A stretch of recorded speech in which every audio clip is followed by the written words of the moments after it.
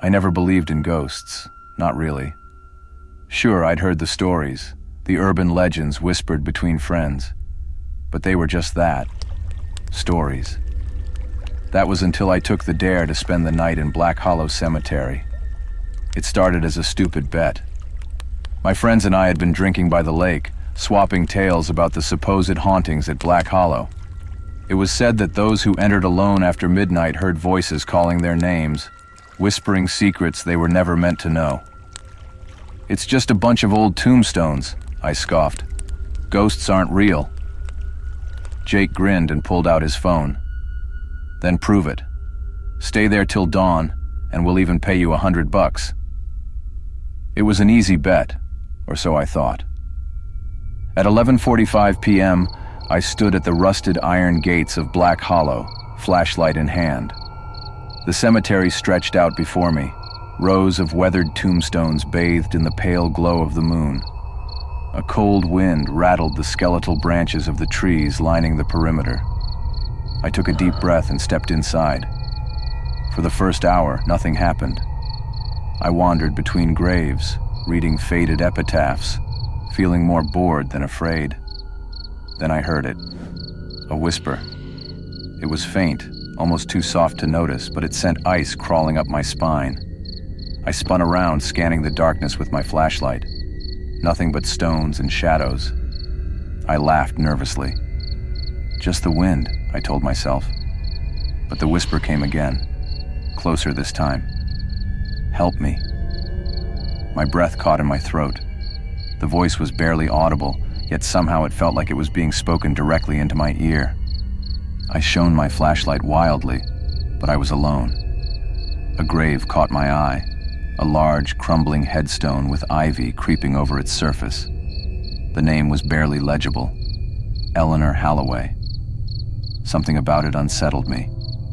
Maybe it was the way the ground beneath it looked disturbed, the earth slightly sunken as if the grave had been opened and hastily recovered. My heart pounded as I reached out and brushed away some of the ivy. The whisper came again, but this time it wasn't a plea. It was a warning. "Run." I stumbled back, my flashlight flickering. A gust of wind howled through the trees, and suddenly the air felt thick, like I was wading through invisible water. The graves around me seemed different, newer. The names on the headstones shifted before my eyes, morphing into words that made my blood turn to ice. My name. I couldn't move. I couldn't breathe. The dirt beneath my feet softened, my shoes sinking into the cold earth. I heard the whisper again, no longer soft, but a chorus of voices rising from below, their tones filled with something between sorrow and rage.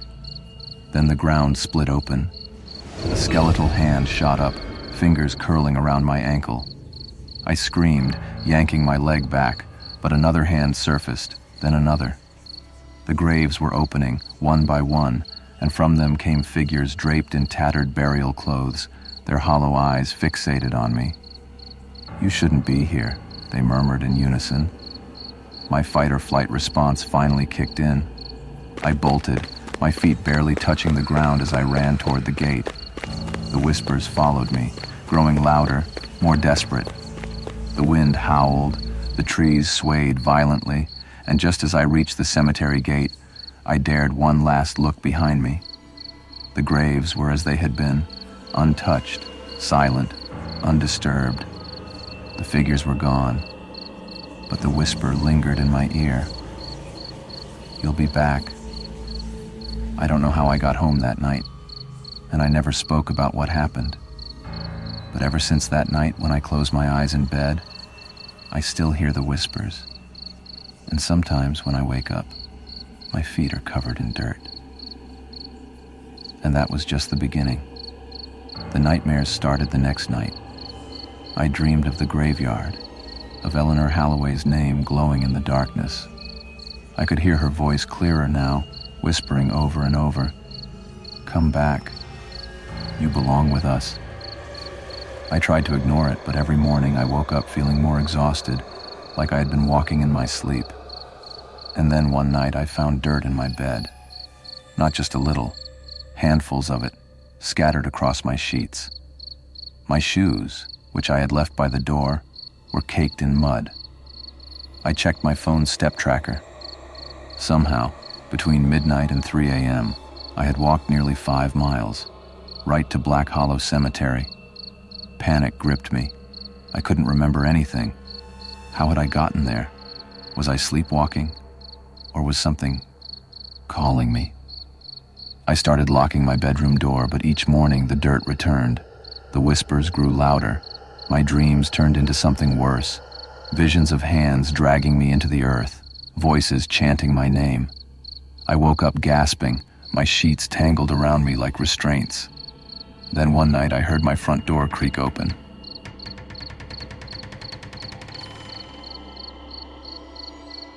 I bolted upright in bed, heart hammering. My bedroom door was still locked, but I could hear footsteps in my apartment. Slow, deliberate. I grabbed my phone, turned on the flashlight, and tiptoed toward the door. My breath was shallow, my fingers trembling. The footsteps stopped just outside my room. I held my breath. Silence. Then a whisper, clear as day, coming from the other side of the door. "It's time." I screamed, fumbling with the lock, yanking the door open. But there was no one there. Just a trail of muddy footprints leading back to my bed,